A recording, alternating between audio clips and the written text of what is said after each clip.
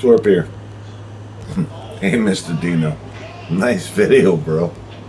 Well done. This is DoorDash. This DoorDash driver finally got it at Torpino. That's me. Well done. No, I get what you're saying about the back and forth, the bipolar dasher disorder. I get that. Well, I think that's got a lot to do with mostly DoorDash. Because they send us down some weird paths. And I do mean weird. We don't know what we're doing sometimes. Even though that we do know what we're doing, we don't know what they're doing. So that translates to us not knowing what the hell we're doing. I like where you touch base on the house numbers because that was one of my biggest problems in the very beginning. What are you doing? There's no house number. When you get lucky enough, because in my neck of the woods, you got odd numbers on one side, even numbers on the other side. So you do what we used to call deductive reasoning. If that's 1 and that's 3, there you go. The next one must be 5. You can only hope, because that's not always the case either. I've seen it to where 5 is in a cul-de-sac. Y'all know what I'm talking about, don't you? A cul-de-sac. GPS tells you that you're there. And you're like, I'm clearly not, because I don't see number 5. Number 5 could be on the other side of the cul-de-sac, in the loop. So yeah, I get what Dino's coming from here. And I know that he talked about me loving him Monday and Tuesday and hating him on Wednesday and loving him again on Thursday and Friday or something like that, which I'm not going to argue with it. Why would I? I do that. It depends on what the content is. If I agree with the video that you make, if I agree with the statement that you're trying to elaborate on, I'll agree with it. Make another video and I don't agree with it, then I don't agree with it. And Mr. Dino, I do believe that means listening. I believe that defines listening to what a content creator is actually saying, or what he's trying to get at. I will say this, Dino has been very consistent since day one about explaining himself and his opinions and his market. I don't think I can actually disagree with that, nor would I try to, because I think we're all going through that, aren't we not? Well, some of us would say we're not, and there's no problem. Mr. Flex might be one of them. Mr. Flex seems to think that everything works, and if it doesn't work, there's an easy way to figure it out. Which was one of the first problems I had in the lounge. Nobody wanted to hear what I had to say. They told me what I needed to say, or what was wrong with me. I think that's where my hate-love relationship started in this here gig community that I'm currently in. And that is to say that you believe people when they relate. When you relate to them and they relate to you, you believe them. You want to give them that pat on the back. You know what? I feel you. I feel you. I get it, because I know what you're talking about. And then we got to this point to where we're all finally starting to admit, not all of us, most of us are finally starting to admit, that our markets are just way different. Now, I do believe I made that point some months ago, that it is possible that not everybody's going to have two shits to believe or understand about what you're saying about your market, because it simply does not apply to theirs. They cannot relate to it, so therefore you're wrong. That's what it was. I see where the tide is changing now, and we're all starting to see eye to eye on the idea that just because Pedro says this, or UDM says that, or Kim's Money Plan says this, or some of the channels that are more widely renowned in the community, just because they say it, which is, I think, where Dino was going with this, the 1%ers, the people that have clout because they have views, they're getting paid, that makes them right automatically. Well, I noticed that when I watch those videos, what they get is a following from people in their lives because They found the few people that can actually relate and are actually going through the same exact thing in their market, even though it's a different area. So what do we have? We have the 1%ers agreeing with each other, and every once in a while, if you listen to the lives, what do you get? You get somebody talking about something you can actually relate to. It's just a small piece of that live, but you're like, wow, okay, that was good. But that is not something you're going to take on the road with you. Just because somebody agreed with what you said or what's going on in your market and they can kind of relate to it, that doesn't mean that they're going to take it to bed and snuggle up with it. What it means is that you found a way to relate to people. You spoke about so many different things, and one of those things hit home with them. When I first got here, the first thing I noticed was that Pedro DoorDash Santiago was all about no tip, no trip, all about betting on yourself. I don't care where the statements came from. I don't care where that opinion came from. That's not why I'm making this video. What I'm saying is that I like the sound of the idea of betting on yourself one day at a time. I still live that way. And also the fact that no tip, no trip still makes sense to me. It just makes sense to me.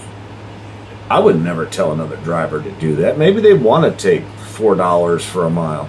Maybe it makes sense in their market, man. Who am I to tell them not to do it? Maybe their market is that type of market to where they pick up the order, it's picked up quick, they get there, it's done. They drop it off, it was a breeze, that was $4. They do 4 of those in an hour. And we're all laughing at them. Why? Why are we laughing at them? Why are we telling them I would never do that? I said I would never do that simply because in my market it doesn't work. I've tried it. It's a fail. Now see, DoorDash doesn't know this. DoorDash looks at us all in the exact same way. At some point, they do. At least that's the way I'm seeing it, because when I watch all the videos on YouTube, what do I see? Diamond program is wonderful, the Diamond program sucks. Top Dasher is wonderful, Top Dasher sucks. I see it all, just like you guys do. I got the same YouTube you guys got. I'm not special, I'm not a VIP, I don't get special access, I don't subscribe to anybody's channel and add like that special money to it to where I can go behind the scenes and see what's really going on. If it's not at face value, I'm not going to see it. Because I'm not here to spend money, I'm here to make money. So if another YouTuber is doing really great, and he says, yes, acceptance rate does matter, that's the actual title of the video, I'm like, you might want to clarify that a little bit. Because it's not just so much that, I don't know that I'm a seasoned driver at 3,500 deliveries. I don't know what a seasoned driver is. I got a couple of, you got the Flex, you got Brash Dasher, you got quite a few people that are showing 10,000 and 20,000 deliveries. Like Nova Dasher, I think he's at 20,000. What the fuck, if anything, does that have to do with me? You know what I mean? And you know that algorithm is going to change when you get that many numbers. So what does that got to do with me? How am I supposed to relate to that? So Dino makes a solid point in his video, aimed at me. I don't mean aimed in a bad way, but aimed at me.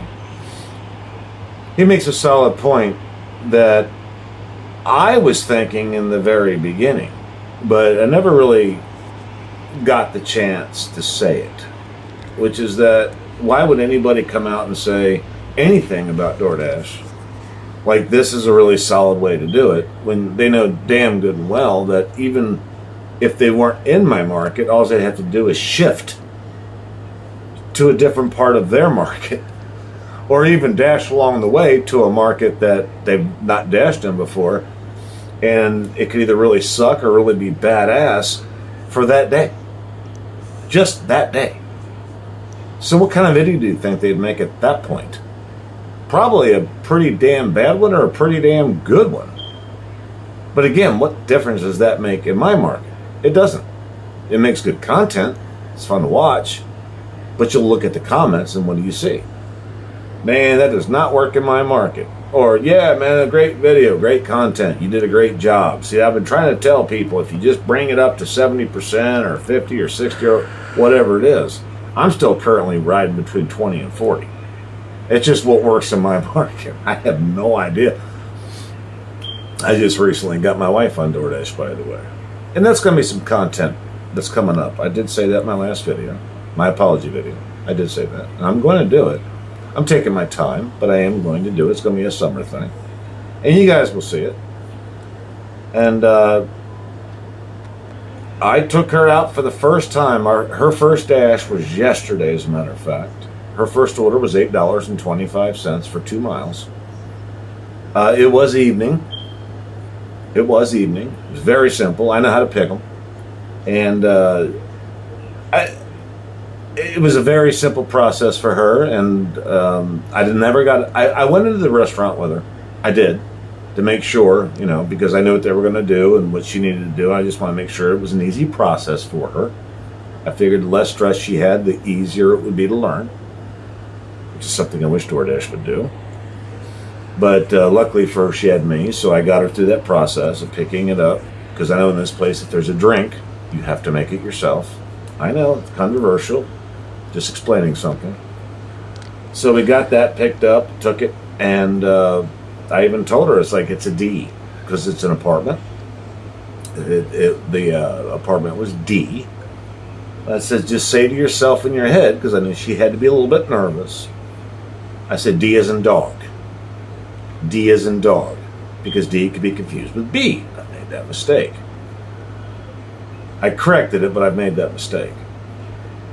So I said, when she came back out, because you don't go in. You can pick up at the restaurant with somebody that you're, with on a delivery, but you don't want to go to the customer's front porch or their porch.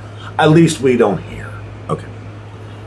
So when she came back out, she already had the picture submitted, which I thought was awesome, because I told her, make sure you take a picture of the D on the door with the food. Bring the camera back wherever you got to bring it to, and make sure it's kind of clear. Get that picture if you can. There's most apartments, they'll be on the door, most. And say to yourself in your head, D as in dog, because I've made that mistake. Drop it off at B, because your mind's working too much, especially being new. So when she came back, I said, did you drop it off at dog? She goes, yes, D as in dog. I'm like, there you go. So she got her first completion, successful. And I know it was on time, because I was with her. Still trying to teach her how to read the GPS, because as we all know, the GPS lags. If it's in-app GPS, it lags. And it'll say 200 feet when you're already there, or it'll say 200 feet when it's actually 400 feet. You guys know what I'm talking about. So we got that first one done. She kind of wanted to do another one, but the dash ended. This is what my next point was going to be. I thought all new dashers were top dashers. At least they were when I started. You could dash anytime right off the bat until you went below 70%. When I started 2 years ago, that's what it was. It ain't like that in my market. Now, they start you off apparently at 40. She got started off at 40. She's at 20% right now. We declined, I think it was 3 orders, and we took 1. And she is at 20%. And I had to schedule her to get her on, because she does not have dash anytime. So you cannot listen to everybody on YouTube, because I know a lot of people say everybody that's new gets dash anytime. They're all top dashers in the very beginning. They get all the best orders. No, we had to decline 3. I'm glad I was with her. I declined 3 in a row for her. The 825 made more than sense. It was 2 miles. I was like, now that's a good order. I knew the restaurant and I knew the drop-off. Been there many a time on both. This is a nice, smooth transaction. The best way to get started. Build the confidence, get them going, and they'll understand a little bit better what's going on. GPS will come later. If you ever went to buy a car or a couch or anything off of Craigslist or whatever, you know what I'm talking about, because that can be a real problem, because you're taking your time. You just kind of find it. You don't even really remember how you got there. But when you're under pressure and the GPS is lying to you, and the customer's instructions are bad and there's no address on the house. And by the way, Dino, I don't know if you missed this in your video, but I know why they don't put their addresses on their house. It's not because they're cheap. It's because they want to hide.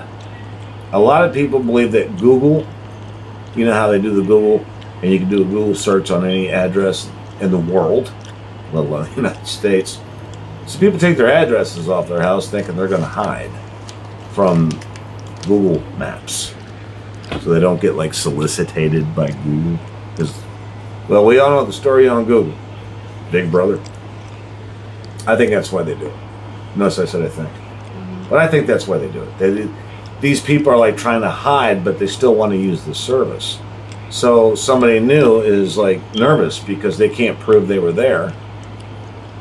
And one of the only contract violations I've ever received was my fault. What happened was I went to an apartment complex. I have dyslexia, by the way. I have it under control to a point, but I have to babysit it. So I get to the apartment complex, and the one before it was the same number. Strangely enough, it was the same number building, but it was a different door number. The door number that I was supposed to drop off was right here, and the one that I dropped off to was right here because I saw the numbers backwards. Unfortunately for me, it was a hand to customer, and I think I know why, because I wasn't the first one to do it, so instead of leave it door, it was a hand to customer. This would-be 9-year-old boy opened the door, I handed him the stuff, and I left, and I thanked him, and I left. By the time I got home, which was about a quarter mile, I thought it was a great job because it was a quarter mile drop-off from my house. I was like, I'm done. That was perfect. It was a good payout. I got a contract violation. Order never received. I'm like, no. I was pissed off. I even told my wife, I was like, damn, that's fucked up.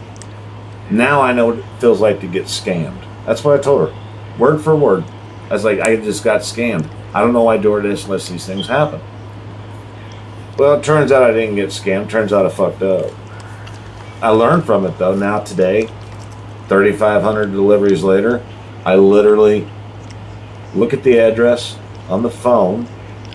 I look at the address on the house, and if it doesn't have one, it's like Dino was saying, I will go from the one before it to whatever I can find, and if there's nothing after it, I'll look on the other side of the street. I will stand out in the street. I do not give a fuck. If the customer is not going to put a number on their house, yeah, I'm going to stand out in the street and I'm going to make goddamn sure that thing goes to the right house. So if I have to walk across the street and look at the house numbers, and say, what are you doing? Look into my house. I'm like, I'm a DoorDash delivery driver, and I notice there's no numbers over here. I'm just trying to make sure I get the right delivery. That's all I'm trying to do. And that's what I've been doing. And that's what you got to do sometimes. You have to go the extra mile, the above and beyond that DoorDash talks about, which is on our ratings, as you guys know. And she knows all this. She's learning this before she steps into dog shit. That way, I'm hoping she gets a good start, a positive start, and has more confidence as she goes without me, which isn't going to happen anytime soon because I wouldn't dare let that happen. She needs to feel good about it and understand how to take care of the problems when they should arise, because we both know, me and all of you, we both know that problems do arise. The calmer you stay, the better off you're going to be. And I care about her a great deal. She's the love of my life. So the last person I want to see screw up or get a contract violation or a pissy customer is her. You got to think about how you want to be treated if you were doing this. I'm trying to do a good job. I just want to get paid. I want the customer to be happy. I want DoorDash to be happy. How do I achieve that? Because DoorDash does not help. They do not tell you how to do this job. They do not tell you how to find houses without numbers. They do not tell you how to deal with merchants that are asking you to do something that's actually against the DoorDash policy. But yet you need to get this done. There is no part of the app that says, what happened? What can we do to help you with this? You can't type in, the house had no number, I don't understand this, I don't understand that. They don't do that. You have to learn on your own. And that's why so many of us flock to YouTube, especially in the beginning. It's like, how do I do this? And once you get past that, it's like, how do I sustain the problems? And that's why I believe we're all here and having this animosity. I think I've yelled louder than anybody else in this community about other people doing it and complaining about it without solutions. Well, Dino's right. There is no solution. You have to figure that out for yourself. Nobody's going to straighten you out. Not a UDM, not Pedro, not Flex, not the DoorDash Revolution, not TORP. None of us. Because they're not working in our market. And DoorDash treats us all differently. I believe they do that on purpose, because if they treated us all the same, they'd probably have a lot of lawsuits. I get my acceptance rate between 20 and 40, and I'm banging. I'm banging. I do very well. I'm not going to lie to you guys. I actually do quite well. I do. There are days where it's like, come on, man. But I know better, because the next day will be better. And the next day will be better. And then there's probably going to be a shitty day. You're not going to have 6 straight days in a row where everything makes sense. We both know that. That's what brings me to my last point. All these videos about the hourly rate. If you're going to look at DoorDash as an hourly rate, you're in the wrong gig. There is no hourly rate. I look at it as either piecework or salary. Her son works a salary job, and he does really well. But he's even talked to me in confidence. If he breaks it down by the hour, he's barely making minimum wage, but he works so many hours, he doesn't look at it as the hourly, because his check is so fat. He works from home too. He's one of those guys. I'm not going to elaborate, but he's one of those guys. He's even got to work from home. He talks to his customers. He talks to his employees from his garage while we're drinking beer. No names will be exchanged or used. No businesses. Nothing like that. But I'm telling you, that's one of the first faults that I found in this here community, was people talking about how much an hour. I'm doing 15 to 18, or I'm doing 18 to 30. It's like, you won't last, and you'll be one of those channels that becomes a strange smell in the attic because you're doing this by the hour. I will never do this by the hour. I used to hang garage doors. It was piecework. Whichever was higher, $8.25 or however many garage doors you hang, or garage door openers you did. Same thing with this. I remember when I first started, I literally was mad at myself for doing this. I was disappointed, and I was shocked, and I was embarrassed. A couple of those days, I was making $6 an hour. I left a $19.33 an hour job to make $6 an hour. Then every once in a while, I'd have a day that was like, wow, this is great. This is $25 an hour. I win. Yes. $25. And then it goes back down. And then I finally learned to just look at the whole week spread. And I said, fuck the week spread. How about the month spread? Because most shit's due by the month, not the week. Rent's by the month. The only about thing that's by the week is food and groceries and gas. Cigarettes if you smoke. A little bit of beer, whatever. So I started looking at my monthly, and my monthly was higher than my W-2 job.